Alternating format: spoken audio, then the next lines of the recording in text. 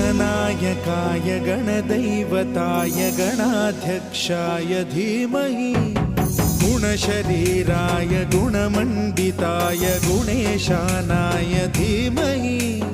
गुणातीताय गुणाधीशाय गुणप्रविष्टाय धीमहि एकदन्ताय वक्रतुण्डाय गौरीतनयाय धीमहि गजेशानाय भालचन्द्राय श्रीगणेशाय धीमहि